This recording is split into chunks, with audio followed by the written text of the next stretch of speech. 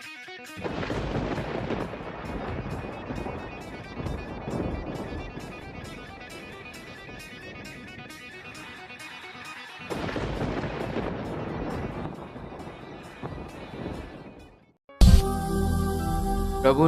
ప్రియమైన దేవుని బిడ్డలారా, ప్రభు నామమున మీ అందరికీ ఉదయకాల శుభములు వందనములు తెలియపరుస్తూ ఉన్నాం.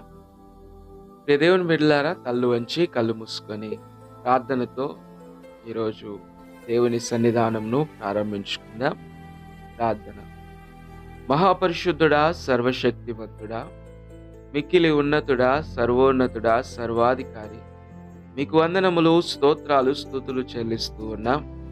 ఉదయకాల వేళలో నీ పాద సన్నిధికి వచ్చుండగా అల్పులము, అయోగ్యులము, ఎన్నిక లేని వారము అయినప్పటికీ కేవలం ఉచితమైన నీ కృప చేత, నీ ప్రేమ చేత ఇదిగో మమ్మలను జ్ఞాపకం చేసుకొని ప్రభువా, ఇదిగో మీ ప్రియకుమారుడైన యేసుక్రీస్తు ప్రభువారి ద్వారా మమ్మల్ని రక్షించినందుకు మీకు వందనాలు చెల్లిస్తూ ఉన్నాం.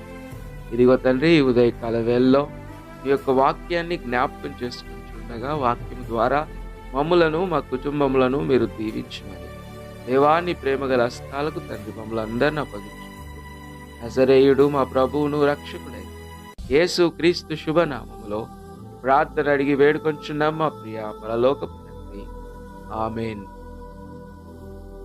ఈరోజు దేవుని యొక్క వాక్యము తెస్సలోనిలకు రాసినటువంటి మొదటి పత్రిక 5వ అధ్యాయము 11వ వచనం.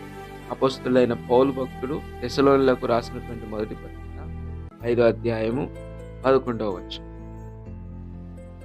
కాబట్టి మీరిప్పుడు చేయుచున్నట్టుగానే ఒకనినొకడు ఆదరించి ఒకనికొకడు క్షేమాభివృద్ధి కలగజేయుడి. ప్రియదేవుని బిడ్డలారా, దేవుని వాక్యంలో అపోస్తలుడైన పౌలు భక్తుడు జ్ఞాపకం చేస్తూ ఉన్నాడు.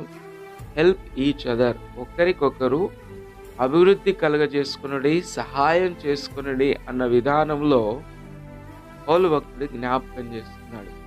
నిజానికి ఈ సందర్భము మనం జాగ్రత్తగా ఆలోచన చేస్తే యేసు క్రీస్తు ప్రభు వారి యొక్క రెండవ రాకడను జ్ఞాపకం చేస్తున్నటువంటి సందర్భంలో అపోస్తలుడైనటువంటి పౌలు భక్తుడు సంఘాన్ని హెచ్చరిస్తూ ఇదిగో 10వ వచనంలో అని అంటున్నాడు, మనము మేలుకొని ఉన్నను నిద్రపోచున్నను తనతో కూడా జీవించు నిమిత్తము ఆయన మన కొరకు మృతి పొందెను.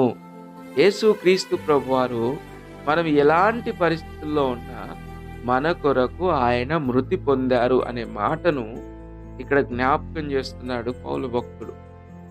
యేసు ప్రభువారు మన కొరకు చనిపోయారు గనుక మనము ఒకరికొకరము సహాయం అందించుకుంటూ ఒకరికొకరము అభివృద్ధి పొందుతూ ఇదిగో దేవుని సన్నిధానంలో సరైన జీవితాన్ని జీవించాలని అపోస్తలుడైన పౌలు భక్తుడు జ్ఞాపకం చేసుకుంటూ ఉన్నాడు.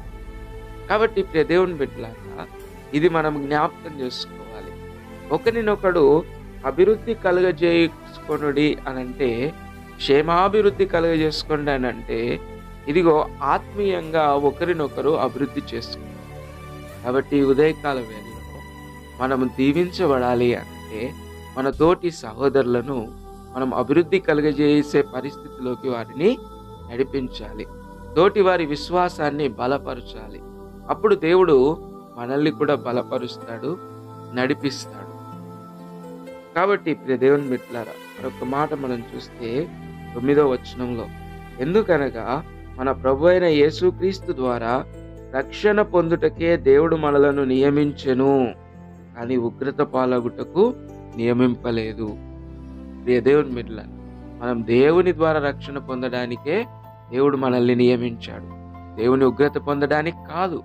కాబట్టి దేవుని రక్షణ మనకు కలగాలి అని అంటే ఒకరికొకరము ప్రోత్సహించుకుంటూ దేవుని సన్నిధానంలో ఆయనను ఆరాధించేవారిగా, ఆయనను స్తుతించేవారిగా, ఆయనకు కృతజ్ఞతలు తెలియజేసేవారిగా మనం ఉండాలి. ఇప్పుడు దేవుడు మనందరినీ దీవిస్తాడు, బలపరుస్తాడు, నడిపిస్తాడు.